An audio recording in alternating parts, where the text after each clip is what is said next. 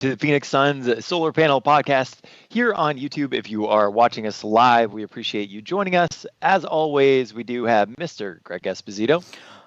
Oh, yeah. And of course, Dave King. Hello, Sands fan. I tell you what, Dave, you must be as excited, I feel, as we all are for the last three games of the Suns. The Suns, for the first time since the 2015-2016 season, are above 500 for three games. I know that's not much, but it's been incredible. I'm gonna pretend that this is the heart of the ocean in my hand, and I'm gonna say something like, "It's been 84 long years since the Suns have had." You know what? It's been since 2015 since the Suns have even started a season 2-1. It's been almost 5 years. Are you drunk, Dave? Are you drunk on winning? Is that what this is? I am giddy. Giddy. It's unbelievable. How much fun really have these three games been? Having fun with basketball. This is why we're fans, and it is amazing to actually have a fun team again. The Suns almost had the same. Okay, let's compare to a year ago. The Suns had almost the same starting schedule, very close to it. Sorry, I don't have it right in front of me right now, but I've been wanting to talk about this, and I meant to look it up. I believe they actually started the season, they won against Dallas, and then they lost by 20 points to, I believe it was Denver on Friday night in Denver on the same schedule a year ago. And then they played the Clippers and they lost by 30 again. So the weekend games were just a complete come down. They were fully healthy. They hadn't lost anybody, although Devin Booker was kind of off and on with his wrist issues. And this year they're missing a couple of starters. They're missing Ricky Rubio from last night anyway. They're missing a couple of a young rotation player in Ty Jerome, and they still come out and they freaking win over the weekend. And they could have had wins all weekend. They could be 3-0 if not for the last few seconds of Friday night's game. This is incredible. And I love that they are playing the irritant. They're playing the defense and getting up in guys' grills and annoying contenders in the Western Conference. They're getting under their skin and playing great basketball. And Devin Booker on Saturday night against the Clippers scored 30 points and helped them win. So suck it, Internet. Suck it, Internet, and suck it, Patrick Beverley. Is that not the best rivalry? That's freaking awesome. Devin Booker owns space in Patrick Beverley's head right now, and I am all for it. I am all for it. I am here for it's my favorite rivalry since Goran Dragic and Sasa Vujacic. Just dumb, but entertaining. Devin Booker, after he hit that three and turned and got right back in Patrick Beverley's face and was like, "Keep talking at me. That this is what's going to happen to you." You know, that fourth quarter is what is Devin Booker saying, "This is what I can do when I have NBA quality players around me. I can not only distribute, but I can score and win a game for my team when we're a good team as well." This is thoroughly exciting. My second favorite play from Saturday night was when the big tree, when Lou Williams knocked over the tree, and then he couldn't believe he was called for a flagrant foul. Aaron Baines was setting a huge pick, and Lou couldn't get through it, so he got so frustrated he just pushed Aaron Baines over, and Aaron Baines goes, "Okay," and it turned out to be not only a foul but a flagrant foul. It was so incredible. To be fair, he did take both of his forearms and shove it into Aaron Baines' chest. I don't care that he gives up 100 pounds to Aaron Baines. It's still a foul. It was so funny. Okay, so before we go too far, let's not assume everybody knows what the heck is going on. This is after 3 games of the season. The Suns are 2-1 for the first time since 2015. They beat Sacramento Kings on Wednesday night by 29 huge points. A fully healthy Sacramento Kings team, by the way. And then on Friday, they barely lost in overtime. They had the lead with 40 seconds left or so. 107-106, and they lost when Denver made a couple of free throws, and then the Suns couldn't. Devin Booker tried to hit a game winner because we didn't want to go to overtime, second overtime, because it was already the first overtime. And Booker missed that game winner. And then on Saturday, the Suns, even without Ricky Rubio, even without their big center, even without Ty Jerome, Cam Johnson did come back and barely played, but he still came back and got his first three of his career. The Suns kicked the Clippers' butts all night long. Doc Rivers, after the game on Saturday, said the Suns deserved to win. They played harder. Patrick Beverley said the Suns deserved to win. The Suns played a lot harder. They played smarter. They got in the Clippers. They made it hard for the Clippers. Even Kawhi Leonard gave credit to the Suns for winning the game. Usually after a loss to what's considered a bad team, the team, the visiting team anyway, will say, oh, it's all about us. We didn't try hard enough. We didn't do this. We didn't do that. These guys spent their entire time talking about how great the Suns played and how much the Suns deserved this win. And nobody said like the pat on the back kind of comments. They just said the Suns wanted it more. They said that the Clippers players and the coach said the Suns deserved the game the whole time. And usually you don't hear that from a visiting coach when the team has lost. Usually, you'll hear like last year Steve Kerr said, oh, pat on the head. Yeah, you guys should have won this or whatever after a win. But this was after they lost. They weren't so butthurt that they only talked about themselves. They said a lot of positive things about the Suns, and that is really, really good to see. So do you guys want some team stats from the Suns? Please right. Tell us. So the Suns right now, they are 6th in the league for the amount of three-pointers that they're attempting. They are 16th in the league for three-point percentage, right around 35%. But the ones that really, really stood out to me, they are 8th in the league at offensive rebounds per game. They are 2nd in the league at defensive rebounds, 2nd in the league at total rebounds. They are number 1 in assists at 29.3, number 4 in steals at 9 a game. And they are number 2 in points per game at 120.3, and they do have a very positive net rating over this time period as well. Yeah, the whole concern that Devin Booker wouldn't be able to play with a good team, wouldn't be able to play with NBA players, would fade into the woodwork. Devin Booker is averaging 8.3 assists in 3 games this year, even with Ricky Rubio playing 2 of those games. Out of 3 because Rubio took Saturday night off with a bone bruise. I hope that doesn't last too long. But Booker had 10 assists in opening night, even with Booker got 10 assists on opening night, even with Rubio getting 11. He had 8 more assists, I believe, on Friday, and then 8 more last night as well. So I think it's just incredible. Doug Allen on the YouTube chat wants to know how serious is the Rubio injury. We don't know. We really don't. It looks like he's walking around without a brace, without any kind of support or anything like that. I believe because it was a second night of a back-to-back, and we've seen how this training staff is young and new. They have shown an abundance of caution. We'll use the politically correct way or the good way to say that. They said that a lot of the injured players were not going to play at all in preseason, and yet they only missed 1 game. Remember that? Kelly Oubre and a couple of other guys were going to be out 7 to 10 days, and they were available in 3. They said Cam Johnson was out for a little while, and he only missed 2 games. Ty Jerome's injury is the most severe of anybody's. He was walking around on crutches. So, and it's quite possible he'll heal too, but he'll heal quickly too. But I do believe that because Rubio wasn't walking around with any kind of brace, and at 29 years old, if you're going to be out for a little while, you're going to be cautious about it. You're going to put some kind of brace on. The only guy I ever saw miss a couple of games without any kind of physical evidence of an injury was T.J. Warren every year. But we'll just let that sleeping dog lie. I heard Rubio's knee was somewhat swollen yesterday, so but.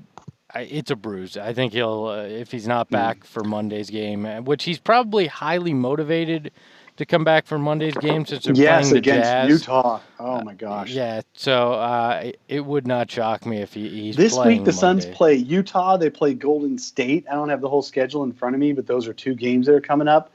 I mean, the Suns could have a winning record. I believe that's the next 2 games they play. And the Suns could have a winning record. It continue their winning record. They already are 2-1. Yeah, this is great. It is, and it's team. It's a team effort. It's not one guy. It's not. And nobody's playing astronomically great, right? There's no one guy that you're going, oh, he's carrying all this. That's it. That's I do really have point. a question regarding that. Does the Suns' success without Ayton rely on Frank Kaminsky and Dario Saric having good shooting nights from 3? Is that the only way for them? They haven't had good shooting nights from 3. Saturday they did, but the whole team was awful. And they shot less than 40% on Friday night, and they almost won that game against Denver.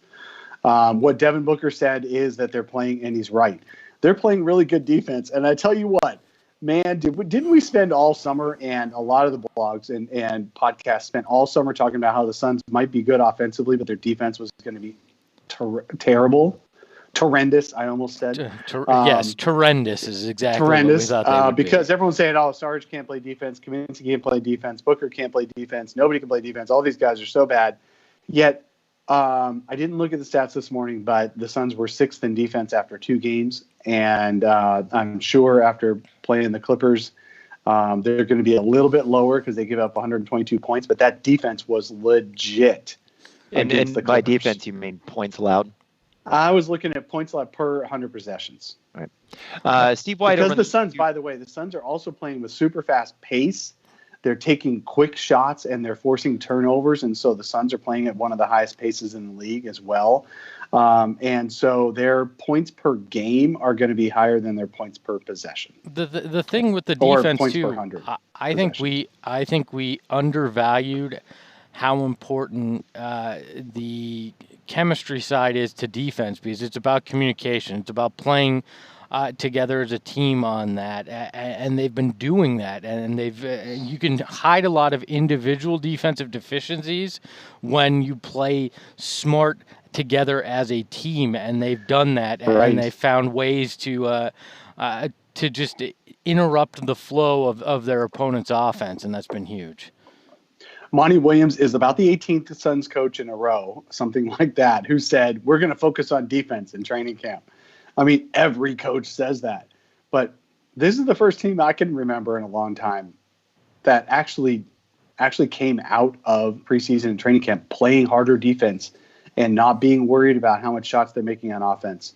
I mean, that 35% from 3 that, Tim, you mentioned a couple minutes ago, that was just buoyed literally by the fourth quarter barrage where the Suns kept the Clippers at bay by making a bunch of fourth quarter threes on Saturday night. Before that, they were, I believe, around 34% on Saturday. And so they'd have been in the low 30s, which would have put them in the lower half of the league in percentage. But the Suns are taking threes, and that's what's really important. We all know this. We all know taking threes and shooting the ball at the rim or being in the paint and close to the rim is the best shots to take. Now, Suns do have some mid-range shooters, one of them being notably Devin Booker.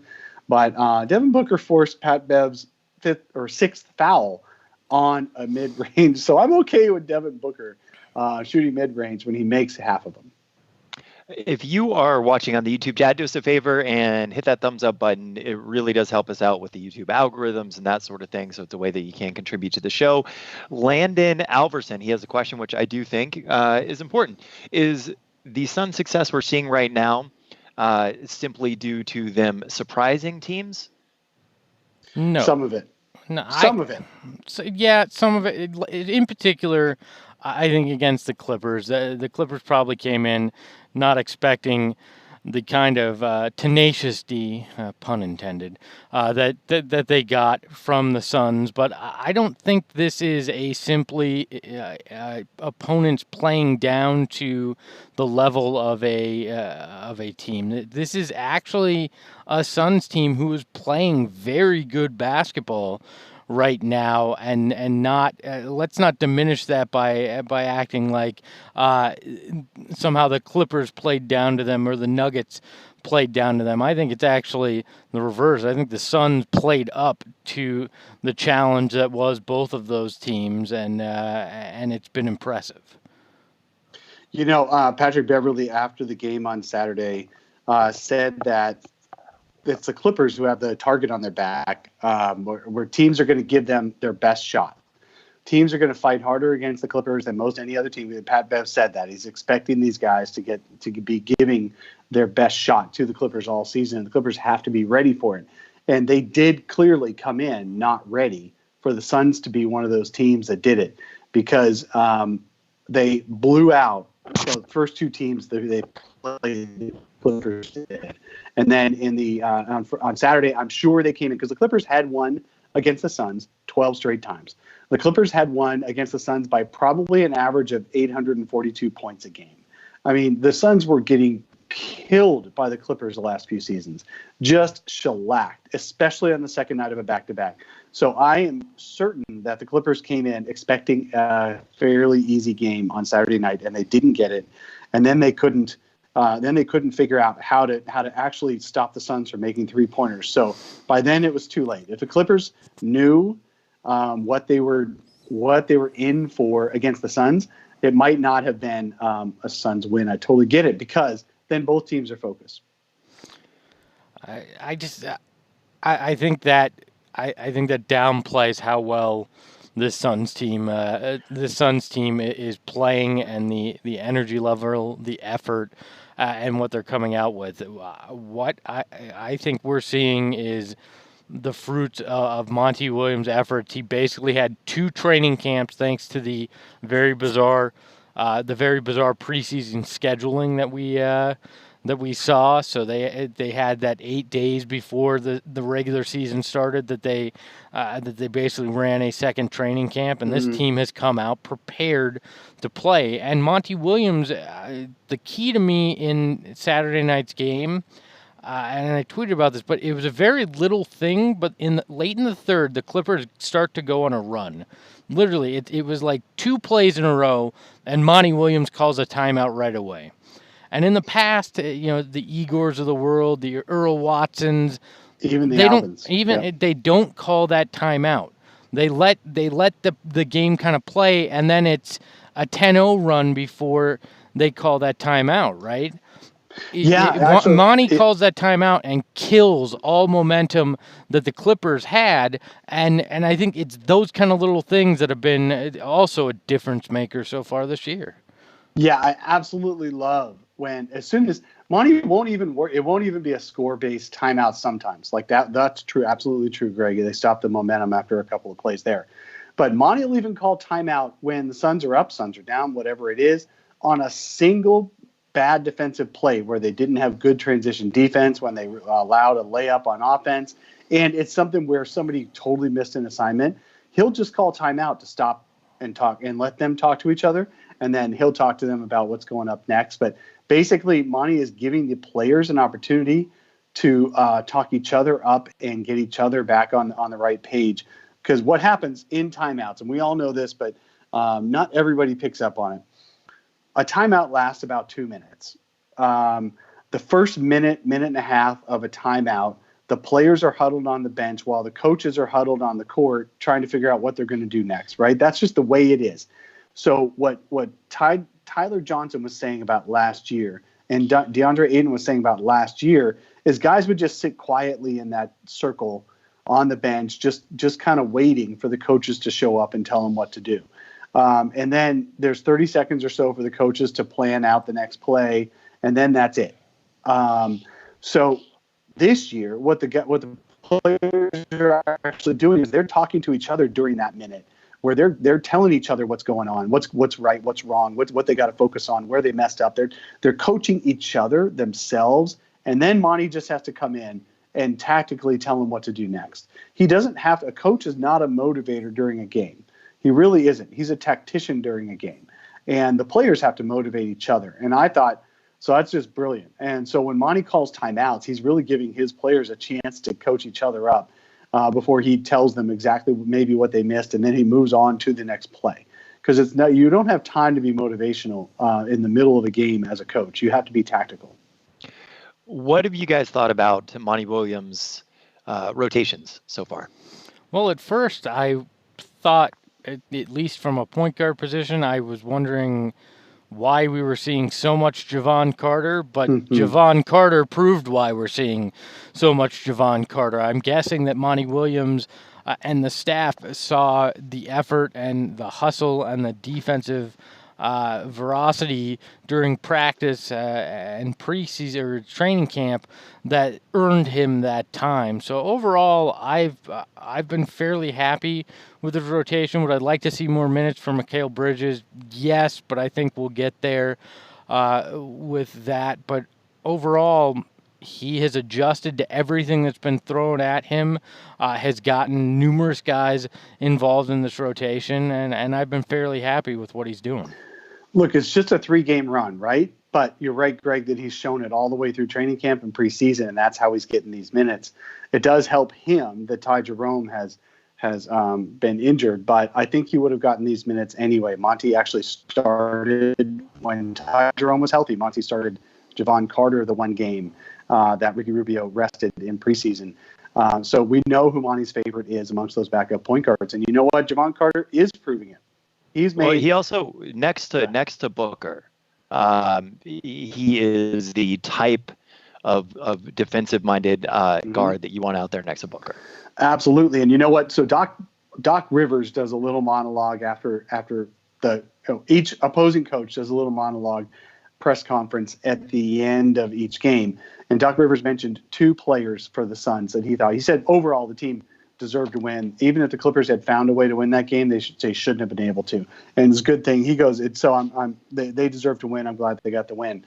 There were 2 players he talked about. One player, the first player he brought up, Doc Rivers brought up, out of all the Suns players who helped win that game, he brought up Javon Carter. He said Javon Carter was a menace out there. He was awesome out there. He was their leader out there defensively. It was just incredible, all the plays that he made. Even one of the late plays where Javon Carter blocked, I forget who he blocked on the way into the basket, but it was all ball, and they got a foul call on it. It was Pat Bev. They got a foul call on it and got free throws, but everyone knew, even Patrick Beverley knew it was a block. Javon Carter was incredible defensively, and he's making his threes. He's made over 50% of his threes since the season started, so that really helps as well. And he had 6 assists on Saturday night, which isn't incredible, but with the Suns leading the league in assists, your point guard having 6 is pretty good. Ricky Rubio would have had a dozen. But, man, he's doing the right things, and he's playing with abandon. He's playing with a chip on his shoulder. And he's like the Suns' version of a Patrick Beverley right now. And he's playing, he looks like he's Jamal Crawford's age. He's playing with the kind of veteran presence, and yet he's 24 and in his second year in the league. What I love is that Javon Carter's mom is on Twitter. And a couple people have noticed that he has said that he looks old, and she'll just respond going, he can't help it. He's just such a wonderful boy. She probably looks younger than him. That's probably the craziest part about all this. Like, I had to look it up last night because I'm like, I know he's not that old, but you're sitting here, you just internally assume that he's some kind of veteran presence, and no, he's young. So looking back on the trade that ended up shipping off Josh Jackson, D'Anthony Melton, bringing in Carter, what do you guys think now with a total of 3 games of hindsight? Well, hey, it's just 3 games. It's just 3, but it is so funny because all summer the argument was the Suns traded Josh Jackson and D'Anthony Melton for a couple of second round picks just to dump Josh Jackson. Nobody actually mentioned Javon Carter as part of the trade, and now you almost have to wonder. Well, let's see. Josh Jackson's in G League. D'Anthony Melton, even though he has been injured, he's had a back issue. He hasn't played a whole lot, but he wasn't going to be one of their top point guards because they have Tyus Jones and John Morant at point guard for them. D'Anthony Melton is not really earning time. He's actually playing. When he does play, he's going to be playing some of the backup shooting guard type of moments. So actually Javon Carter may end up being the best player in that deal. I honestly, I bow down to the chemist, right?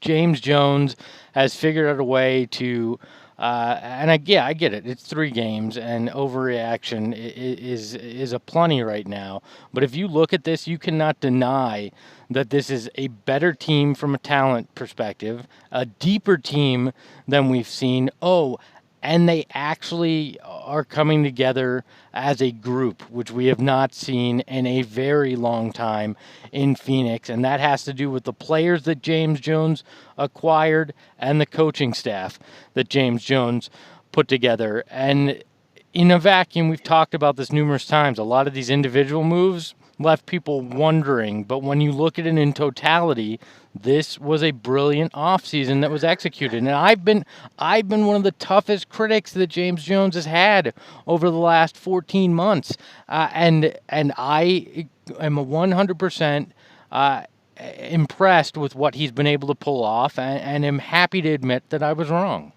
Yeah, you know what? So in net result, all the NBA teams have to spend about the same amount of money unless they're re-signing their own guys and going over the cap and into luxury tax territory and all that, which the Suns aren't. The Suns' salary cap number is about the same as it was a year ago. They are lighter by about, I think it's 3 second-round picks between now and 2022. I will trade 3 second-round picks for 20 more wins. Thank you very fucking much. Well, I mean, yeah, asset management. The national media were asset management. Look at blah. Who cares? Look at when it's they only overpaid 3 second-round picks. Yeah. The Suns did not mortgage their future. They did not sign any long-term contracts they shouldn't have signed, and they didn't trade any first-round picks away. The one pick they traded away of Milwaukee's that was going to be around 25, 28, 30 in the that range, they got Ty Jerome and Aaron Baines, who, by the way, backing up for the center that got suspended, he is now 15 and he's averaging 14 and a half and 7.5 in the starting lineup. I think that was worth the trade. Suspended. We're not mentioning him today. It's a he who shall not be mentioned. We're not mentioning the diuretic champion. All right. Hey, Greg. So I missed. I don't want to piss all over this podcast. Hey now. I missed the last episode traveling. I'm in Boston right now. You guys did a great job. But my favorite part of the episode was definitely the title of it. Yeah. Oh, I know. We're in a ton of trouble. That was a Twitter effort. It started as DeAndre Ayton, you're in trouble, and then it went back and forth between some people on Twitter, and we as a group think got to the you're in a ton of trouble. So we do have a question on the YouTube chat right now from Francisco. What do you think of the new Booker's new pass first mentality that we're seeing? He's saying he doesn't see anything forced from Booker, and it seems impressive. Booker has noticeably not been shooting well over the first couple of games. Definitely pass first, until last night. But even that was a little bit later in the game when he really got going. Well, look, I think it was. I like that he is not forcing things. Right, he was probably a little under aggressive in the first 2 games, which okay, I get it. I get that you're trying to adjust to the new system. But Saturday night against the Clippers, he had that pass first mentality, but he also had that killer instinct when he needed to in the fourth quarter. And that's what you want from Devin Booker. That is that next evolution in being a star in this league, is being able to get everybody involved early on and when need be, but knowing in that time, in that fourth or during a run where they need points from him, that he takes over when necessary. And I really think we saw the emergence of the Devin Booker that takes it to that next level against the Clippers on Saturday night.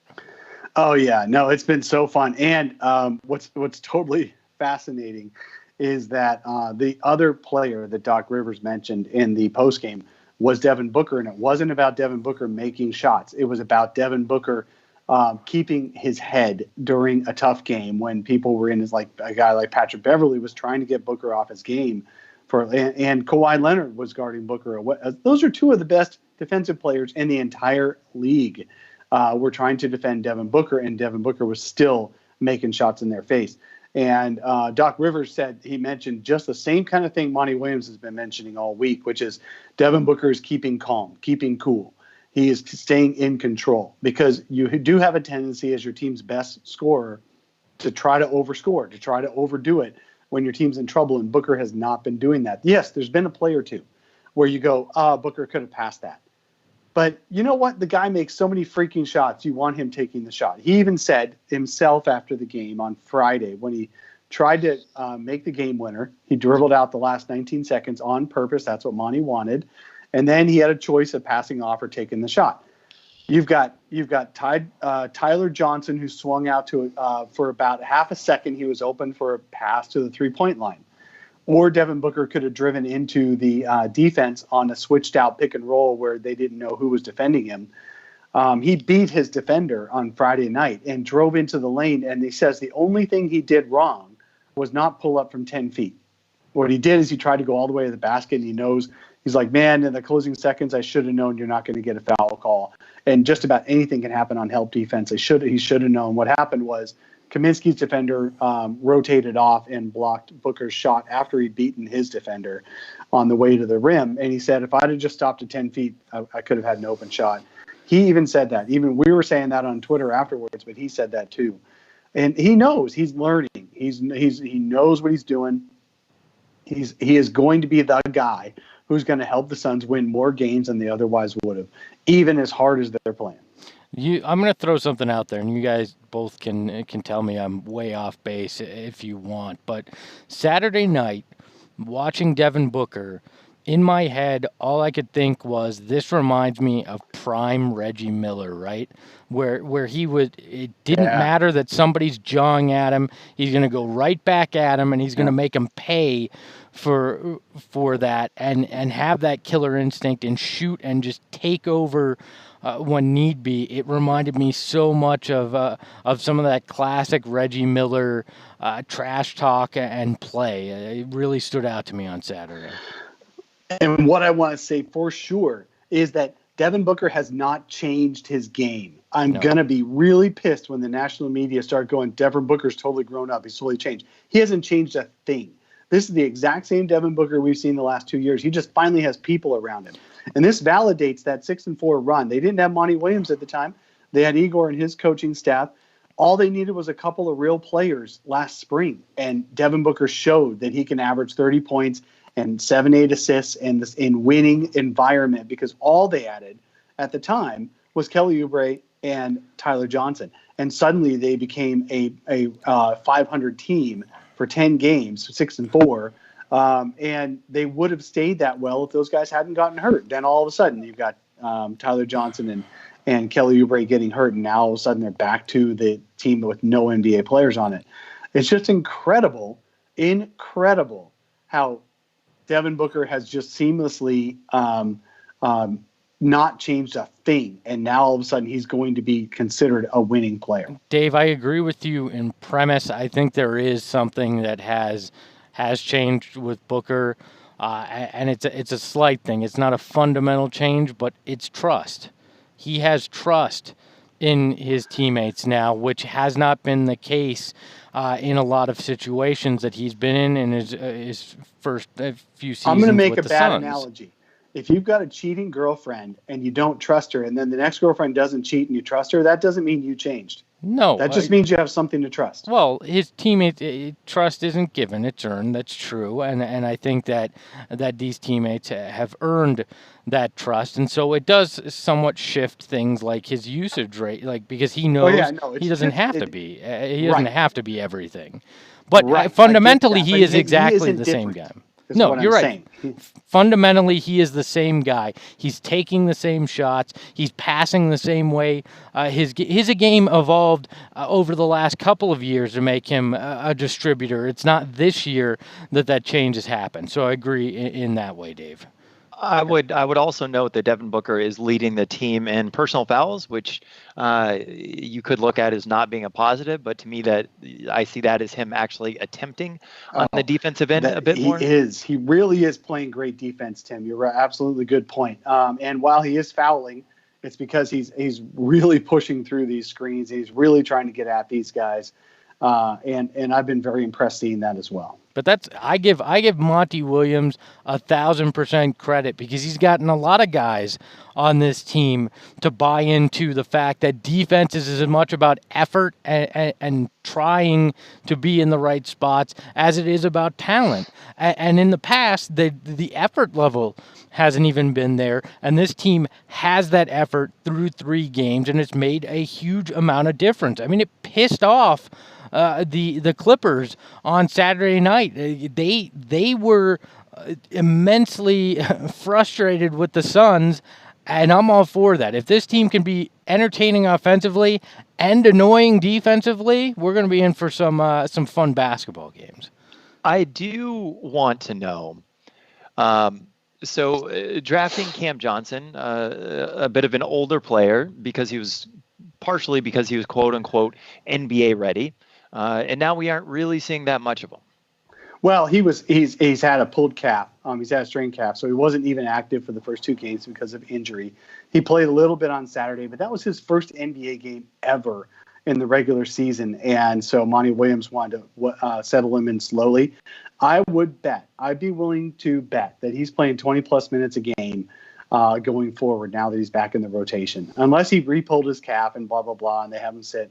But as long as he's healthy, I really think Cam Johnson is the perfect player for this stretch 5 offense. Well, and you're going to need it now because with Frank Kaminsky sliding over to that backup center position, and you could argue now Oubre's been playing that backup power forward. Now, or not backup, but playing in the rotation at power forward now as well. You're going to need Cam Johnson to play minutes because you have a hole, you have a need with that. So I think you're right, Dave. They're going to ease him in here in the first few games just to make sure that they don't re-aggravate anything. But once he's looks clear, he's going to play 20 minutes a game.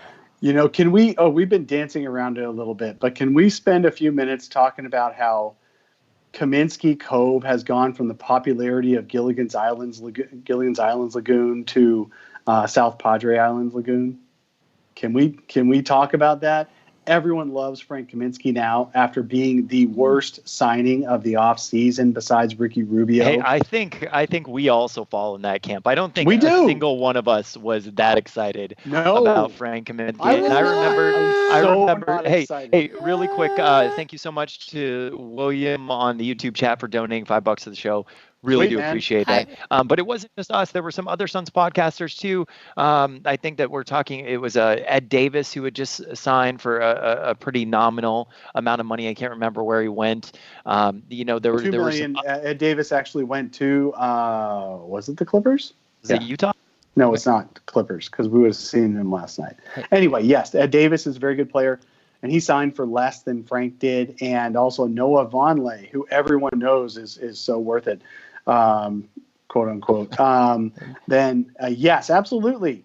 But Frank Kaminsky was not supposed to be this good. And I just want to say that I am purchasing space in Kaminsky Cove because that dude, I freaking love him. Because he just busts his ass constantly. Welcome. We're building a quite nice beachfront community at Kaminsky Cove. I believe I've actually been living here much longer than most. So you had nowhere to go after Bender Island got shut down. So I swam my ass over here long before any of you. So I look forward to reaping the benefits of selling little pieces of Kaminsky Cove to each of you as you join me. Here, my ties for everybody. While all the Suns seem to have been in foul trouble. Okay, so let's quick recap on Friday night for those who actually weren't paying attention all weekend. The Phoenix Suns not only missed the center who shall be suspended, but they were also missing, as after the first minute of overtime, 3 more starters. Because Aaron Baines took over at starting center. He fouled out in the first minute of the first play of overtime. Kelly Oubre fouled out in the second play of overtime. And Ricky Rubio fouled out in the third play of overtime. All within the first minute. Yeah. And so the Suns actually almost won in Denver against Denver. I mean, the Mile High, not only altitude and all that, against a Nuggets team who's supposed to be one of the best in the West and will be one of the best in the West this year. Suns still almost pulled it out and only lost on a last-second pair of free throws. That's just incredible. But going back to, guess who never got into foul trouble and still played as good a defense as anybody could expect? Frank Kaminsky. He's been incredible, and he is the one guy besides Dario Saric. And plus, you got to give Dario Saric credit too. Dario Saric had a double-double on Saturday night, actually, 15 and 10, and made 3 of his threes. So he showed you what he can do. Those guys are not getting into foul trouble. When everyone else is going down and sitting on the bench, even Kelly Oubre on Saturday had 4 fouls. He had only played 10 minutes before the fourth quarter started. Frank Kaminsky and Dario Saric are just trucking out there, busting their butts, and not getting in foul trouble. So thank you very much. Can we talk about something with Dario Saric? You could literally put him in the band Fall Out Boy, and you would have no clue that he wasn't supposed to be there. That hair gets me every time they do the close-up on him. I'm like, hey, are we looking at some emo punk rocker here, or are we looking at an NBA player? So every time they do the close cut up or close cut to him, it makes me laugh. So can we expect at any point during the season, if the two of them, Dario Saric and Frank Kaminsky, continue to play the way that they have been playing, for Kaminsky to actually take over that starting 4? No, I don't know. You're not going to mess. If they keep winning with this mixture, they're not going to mess with it. Why would they? That, and Saric is a career high 30s for 3-point shooter, and he can rebound. It's possible Kaminsky could take the starting role from Saric, but I don't think it'll happen. Like Greg said, I think they're not gonna mess with something that's working. Now, if the Suns go on a 10-game losing streak and Saric is still hitting 30% of his shots, absolutely, I can see Kaminsky starting.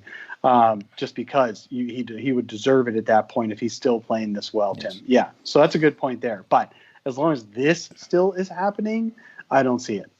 Yeah, and it's interesting to me. It's starting okay, but it's who finishes the game. And I know it's cliche to say that, but really, it's who's out there in crunch time. And I think if Frank's the hot hand, if he's passing well still, we're going to see him out there in serious minutes at the end as much as anybody. So. Big Merc over on the YouTube chat. So the Suns still netting 32 wins. I took the over. I still think 33 to 35 is where we wind up in the end, depending on there's going to be ebbs and flows. Right now we're riding high. It's been a great first 3 games. There will come a stretch where they struggle. It's inevitably going to happen, and it happens to every NBA team. I think we're still looking at 32 to 35. But sure, hey, there's a chance they could win 40, mid 40s, and surprise everybody. We've talked about that. We said if everything clicks, this is a 40-plus win team potentially. Right now, everything's clicking. If this carries through, if this is the team and this is the chemistry and this is the energy we see, way past 32 is definitely a possibility. I just believe things will even out a little bit, and it won't be necessarily always like this season. So I'm just trying to temper my own expectations. Yeah, absolutely. The Suns have increased their probability of exceeding 40 wins for sure. They've increased the probability of fighting for a playoff spot. Absolutely. Some teams are going to be worse than expected. I think the Kings are going to be worse than expected. They've lost twice now by 25-plus points. Golden State's going to be worse than expected, although they're going to pull it together.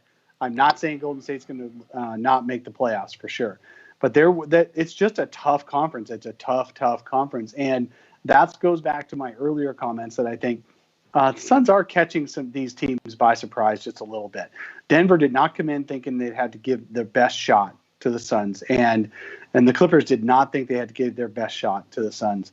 So that's why I was saying I think a little bit of it is Suns overachieving bias, but I do think the Suns' probability of exceeding 40 wins has definitely increased, and their likelihood of exceeding 34, 35 wins is really good right now. Really, really good, because they're doing it with injuries. They're withstanding injuries. They're proving they can do that. And I totally believe, and this is no knock on Devin Booker, but I totally believe they could survive some missing time from Devin Booker too, because they have enough shooting, they have enough playmaking. As long as they're not both down, Ricky Rubio and Devin Booker. I mean, if you get devastating, and they're already down the center who won't be named. So if they're already down all these guys, then maybe they're going to start. But they still have a half a dozen or more NBA quality players, even with 3 or 4 guys out. So I really think the probability is like almost 100%. They're in the 30s. Okay. But the likelihood of being in the 40s is probably still in the 20-25% of tops, maybe 10-15%. Yeah.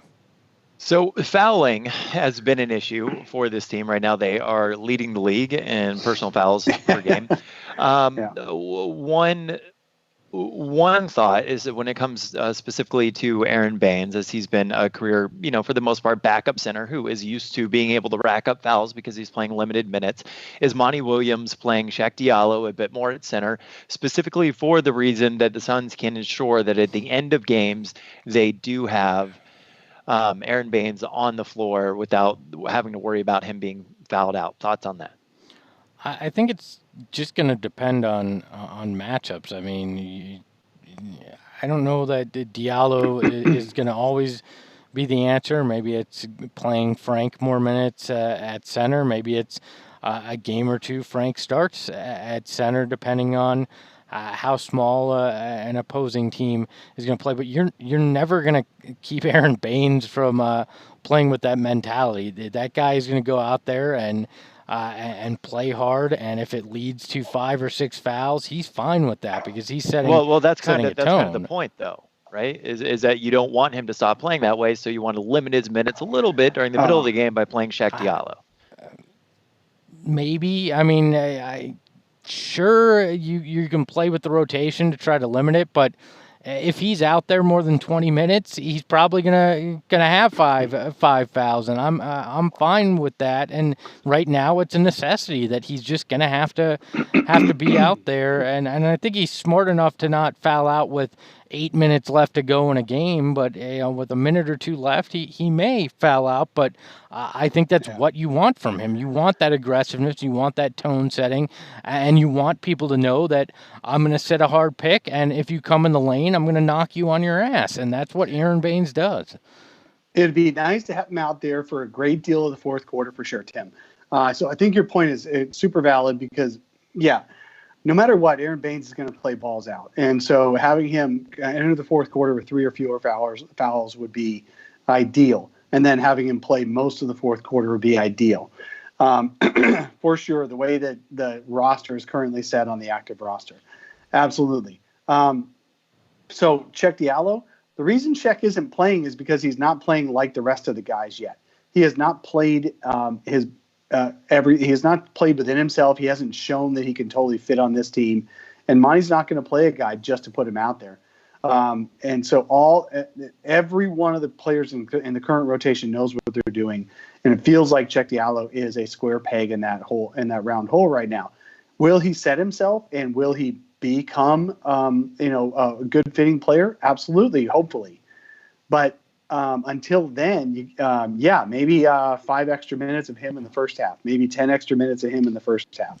Then you can get Aaron Baines ready to go for the fourth quarter. I agree with you, Tim. There is something that could come into play here after Mr. Diuretics is out for 5 games. The Suns get the opportunity. I refuse to say his name, Mr. Masking Agent, the masked urine, whatever we want to call him. I don't care.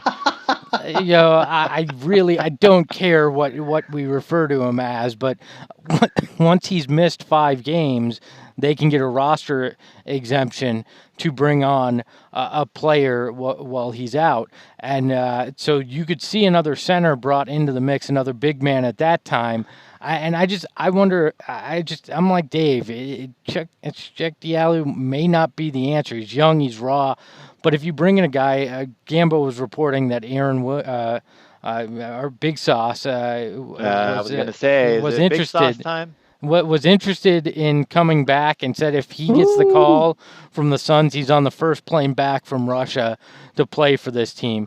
So you know what, that could be interesting because that's the kind of guy. Then you're getting 12 productive fouls out of your big men, and you're getting a lot of hustle on both ends of the court. Then maybe I feel a little bit better about it. I just think you have to have a guy that's been around the block a little bit to come in and spell Baines in those minutes. I just don't think Diallo is the guy, and right now you'd have to lean on Kaminsky or Saric to play those minutes at the center to spell Baines. But you're 100% right in terms of wanting to make sure that he's out there in the fourth by limiting his opportunity to foul people in the second and third quarters, probably. I would love Alan Williams back on this team. That would be great. Don't the Suns have 14 players on the roster right now, or am I incorrect about that? They are allowed to replace the Master Ranger. Yes, but they are allowed to but replace even with that, don't the Suns have one? They have one open spot, don't they? I thought there were 15. Only if the Master Ranger gets replaced. That's it. Because they kept all 4 point guards, so I think we were assuming one of the point guards was going to be a casualty of it. So Suns had Devin Booker, Ayton, Ricky Rubio, Kelly Oubre, Saric, Kaminsky, Javon Carter, Tyler Johnson, Aaron Baines, Mikal Bridges, Cam Johnson, Eli Okobo, Shaq Diallo, Jared Harper. That's 14. Who am I missing? Not Jared Harper, but you're missing Jalen LeCue. Oh, okay. Yeah, and there is but Jared Harper's a two-way guy. He doesn't count him on the 15. Well, so if he doesn't count, LeCue doesn't either. Then if he doesn't count against the 15, LeCue does. LeCue's on a guaranteed contract. That's true. You're right. So they do. So that is only 14, though. All right. Well, you know what? I'm sorry. I'd have to look at it. I can't look at it right now. You're possibly right, Tim. You're possibly right. Yeah, sure. The point being, they can bring in help. I mean, and. Eli Okobo. Did you say Okobo? Yeah, he did say the French Archie Goodwin. It's French connection. Yep. Hey, I want to give Eli Okobo some props. He came in because of foul trouble in that fourth quarter at a key time against the Clippers. And the very first play, he had an aggressive driving layup to score to help stop another Clippers run. So I want to give Eli props. He was in there for a couple of minutes because of foul trouble, and that was great to see that he made something happen. The French Archie Goodwin. Oh, Ty Jerome. That's who I didn't mention. Yes. There you go. Okay. I thought they were 15. Yeah. But they are allowed to replace the masking agent for sure. Yes. Oh, that's the winner. We're calling him the masking agent. That's funny. Somebody in the YouTube chat right now saying that bring in Melo. Oh, no, God, no. You want to destroy chemistry? Is there a dude who would destroy that chemistry more than him? I don't know. Pull the pin on the grenade and throw it in the locker room. No. Alan Williams would be perfect because Alan Williams would be so happy just cheering on the bench for this freaking team. Mm-hmm. Even if he doesn't get in the games. Joakim Noah. No, and he's another. Because then he'll be constantly double teaming Devin Booker in practice. No. And Joakim Noah is the original masking agent. He did the same damn thing. Why would you bring him in? He'll show DeAndre how to hide it. God, dude, my favorite tweet after that got announced was Ayton plays one good game of defense and they drug test him. Yeah, that was Mike V. Hill. Yep. They immediately drug test him. Guys, we're inching into territory. We're going to force me to talk about the masking agent. Don't. We're just going to call him the masking agent. We were so positive about this. Sam, I'm sorry you missed that set so you can get it out of your system, but we can't bring it up now. Oh, did Well, you guys? you know what? I was seeing the National in Boston, so I had to miss that episode. I didn't get to chime in at all. I heard it went great though. Did you guys see on Twitter? I was Oh recruiting my a God, center. Tim, you're like, where's Waldo? Sit closer to your camera, please. Did you? You're a tiny Am I little head am I in the far corner of away? your screen. Yeah. Did you guys see? I tried to recruit a center for this team. With the second that the masking agent stuff came out, I reached out to Mr. Martian Gortat on Twitter and asked him if he wanted to take another ride on the brothel on two wheels. He politely declined. So that's He one politely- center. Well, Yeah. he also politely declined because he's not even in the NBA right now, so Well, he's yeah, probably not in shape. he's available. and I mean, I tell you what, after making that statement, I'm not sure he would be the first backup center they would go to. I was ready. I'm like, bring him in. Let's see what else he has to say. It'd be entertaining. So. Oh man! So on that note, anything else, guys? Anything else you want to touch on before we get out of here? Thank Look, I God just we're wanna say watching that entertaining I'm basketball. so happy for these guys. I'm so happy that they're busting their butts. They're not letting themselves get down. They're not letting themselves react negatively to injuries and suspensions and all that. They're just They're literally doing the next man up thing that we've wanted them to do forever. This is really great. I want to say that my co-MVPs for the first week has been Javon Carter and Frank Kaminsky. I think those guys have been incredible in the roles that they're doing. Everyone else has been doing what they're expected to do. And that's another thing is nobody's outsizing their play right now except those two guys. Nobody's playing better than they were supposed to have played. And that's why this team is so exciting. And there's such a good chance of them being in the early, low, mid, high 30s and possibly even the 40s on wins is because people are playing as expected. And they're winning against good teams. I love it. I'd argue that you've got a few guys playing even below expectations. Devin Booker in the first two games was not what we thought. Darius Arch has yet to be the guy we thought, and that's what's most encouraging to me is we haven't even seen this team hit full potential yet. This has just been a great effort overall, and all the credit in the world goes to Monty Williams. A team could crumble in the face of adversity if they're not prepared, and we saw the Suns team do that numerous times over the last few years, but this team had the exact opposite reaction and actually came out and has played like they could care less what's going on around them and that they have a mission that they're on to play good, solid, entertaining basketball. And I will forever be indebted to at least this 3-game run because for the first time in a while, I'm not wondering why we subject ourselves to this. I'm remembering why we all decided to not only do this show, but to dedicate our time to watching basketball as a primary hobby. So I'm excited. I'm happy for Suns fans first and foremost, and glad that things have seemed to go back on the rails. And they don't look like they're going to be trashed this year. Nope. So They really don't. That's a nice part about. Well, thank you guys so much for joining on the YouTube chat. If you're listening to the podcast version of this right now, we really do appreciate you giving us your ears once or twice a week. We will be back this coming Wednesday to do our normal episode again. But again, thanks so much for joining the Sun Solar Panel podcast. Yeah, and timeshares in Kaminsky Cove on sale now. Tweet me at Espo for your slice of the pie.